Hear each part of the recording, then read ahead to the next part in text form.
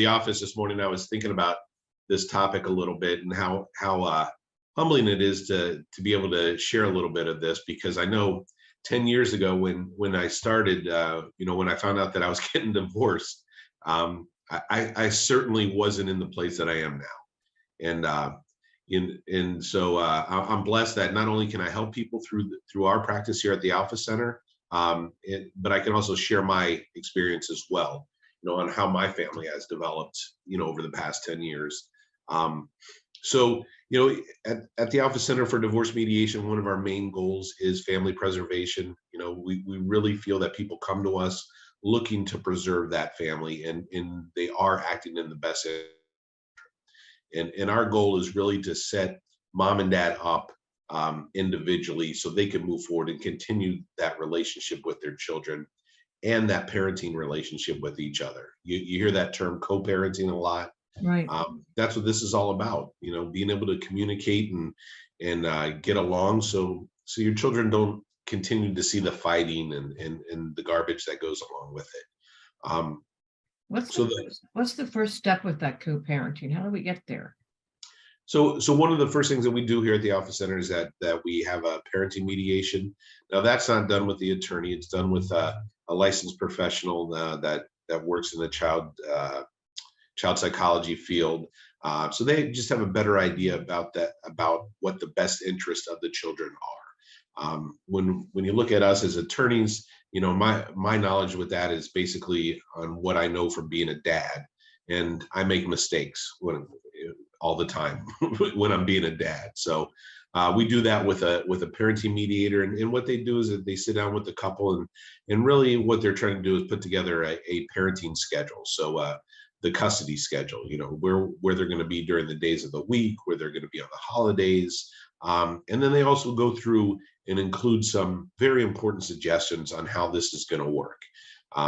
One of the overlying topics that I'm going to keep talking about, and I know that we've talked about this in previous our previous video blogs, is communication. Right? Communication is key, and I say that over and over and over again in mediation, because I have just found that out through my experience as well. You have to be able to communicate with the other party, and you have to be upfront and honest and sincere about what you're doing with your children.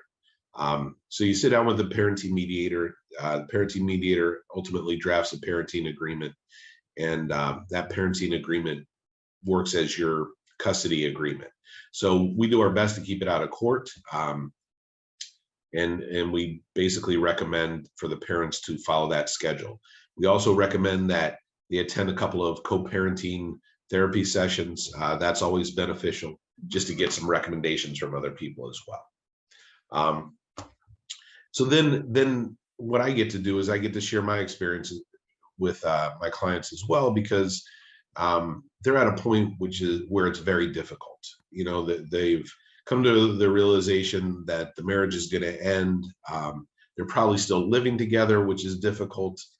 They probably don't like each other too much at the time, and they're just doing their best, right, to continue to show up for their children. So I start out with just basically, looking back 10 years ago when this happened to me. I'm not going to say that I was very excited to see my ex-wife. And during the holidays, it was difficult, but from the very beginning, what we did is kind of set aside those individual feelings. Despite the fact that I didn't want to pick up the phone and let her know what I was doing, I did. And she did the same thing. And that's kind of how it started. So, year one, you're just working through this because it's all new. And as long as you keep taking the action, you begin to see the results. And like I said, right now I can reflect back over 10 years of doing this, and I'm in a lot better position. And what I found out is that because we continue to work together and communicate and basically help each other out, right? When one person wasn't able to do something, the other person picked up the slack, and vice versa. If there was financial issues, we tried to work them out. When it came to our children, if they only talked to one of us individually, we would make sure that the other parent knew what they were, what their feelings were, what their thoughts were, because our children now kind of go to us for different things. I'm more the financial guy when it comes to expenses and in college and things like that, and my ex-wife is the emotional support, because normally that's what moms are there for. So but I never neglect to not let her know about what they tell me, and she does the same thing for me. So that just helps us with the co-parenting. So because we've worked together, we've been able to navigate some of the very difficult things, like shared holidays, right? We've been, because of the examples that we've set with each other, our extended families have welcomed the other party into their homes. I've spent Christmas at her dad's house, being divorced, like after our divorce, and been welcomed by that family because he knows that we get along. And so as I sit here today, because of that communication, when we got divorced for a reason, it wasn't working, right? But 10 years later, because of all those conversations over the years, we are friends now. And it's not a friendship that, is looking to reunite the marriage, but I have a friend that is the mom of my children. And that's a reward that I've received from this. Also, at the same time, my kids are older now, they're adults, and they've definitely recognized what mom and dad did over the past 10 years to get to this point. They saw the examples in their friends where those parents didn't get along in the way that those children suffered. And then they were able to look back at their own experience and were like, well, mom and dad, continue to communicate and do for us, and we're always there throughout all these years, and they put a value on that. They understand now that just because a relationship ends, it doesn't mean that the family has to be split up. And I think that's been a pretty good lesson, for them as well, that they can carry on. So, but like I said, my experience is that this stuff works. At the beginning, it doesn't seem like it's going to be, and you might not want to share those first couple of years of holidays together. That does take some time, but I firmly believe that if you continue to communicate and work together, which is basically built on the base that you established when you divorced, right? That communication that you were doing in the tough times, that as you move forward, you're going to be there for your children's graduation, for the weddings, for the birth of your grandkids, and you're going to be able to do this together, rather than having to worry about who's going to show up, right? And you hear that all the time. Well, I'm not going because this person's going to be there. Well, I don't, I'm free of that worry today. Like just a couple of thoughts with what you're saying. One thing you brought up that seems to be very important is you had real focus on the outcome. It sounds like you and your ex had on, we want this no matter what. And I think that sounds like that would be very valuable to preserve the family. And the other thing that I heard you say was actions, and that you were taking, it took work. It didn't just happen. Right. And that's another thing, Jordan, that I definitely share with my clients too, that I don't have any magical dust that I'm going to sprinkle on them to make this work. It's just going to take some time, and it's going to take some cooperation. And you really have to set aside those personal feelings.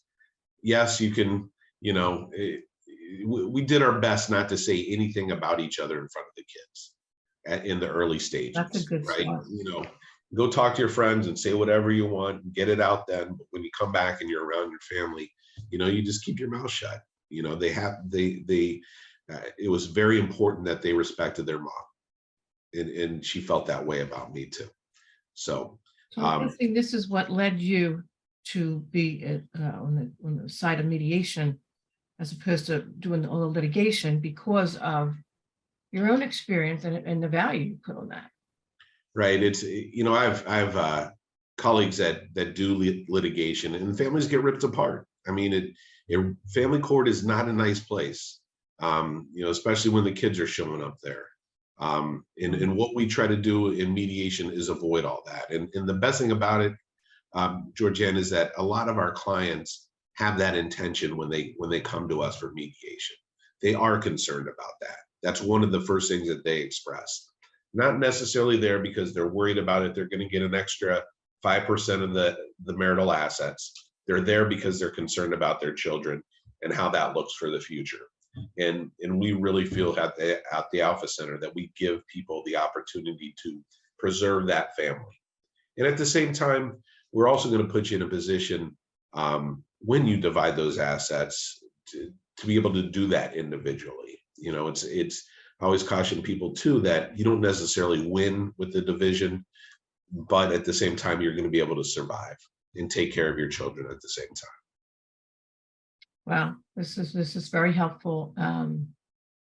What I'm seeing is, and anybody out there, if we do need help to get through this transition, and how much help you can actually provide based on your experience, but also the work that's done at the Alpha Center for Divorce Mediation. So if any of you have any questions for Mike personally, for anybody at the Alpha Center, please give us a call.